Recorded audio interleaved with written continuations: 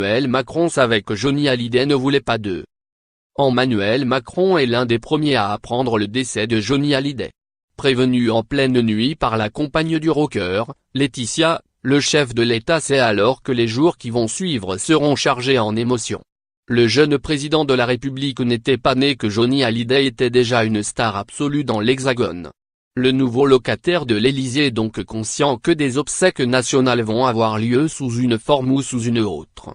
Des mots d'hommage devront alors être prononcés pour tenter de réconforter ces trop nombreux fans que la tristesse dévorera à l'annonce du décès de Monsieur Hallyday. La veille de l'hommage populaire, l'époux de Brigitte Macron se met donc à écrire. Pourtant, en son fort intérieur, il sait que personne ne souhaite l'entendre prononcer un discours, pas même le héros disparu. Voilà en tout cas ce que révèle cette semaine Emmanuel Macron dans les colonnes de la Nouvelle Revue Française. Au cours de l'entretien, le président évoque les tristes heures qui ont précédé les obsèques du taulier.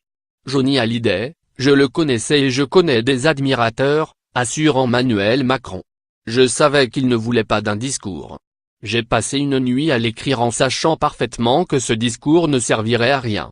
Aux yeux de l'ancien banquier, l'émotion populaire se moque des discours. Il passe pourtant une bonne partie de la nuit à coucher des mots sur du papier. Puis, le lendemain, se retrouve face à une foule marquée par l'émotion brute du moment. C'est cette émotion que j'ai partagée avec la foule. Il ne faut jamais oublier que vous représentez à la fois le pouvoir et la nation. Le président prononce alors les mots grattés quelques heures auparavant, à la lumière de l'un des bureaux du palais de l'Élysée. Face à des milliers de badauds et d'encore plus nombreux téléspectateurs, il évoque près de 60 ans de carrière, 1000 chansons, 50 albums, pense aux fans et conclut finalement son discours avec ces quelques mots: Johnny était à vous. Johnny était à son public. Johnny était à son pays. C'était plus qu'un chanteur, c'était la vie. Crédit photo, Poul _Abaca.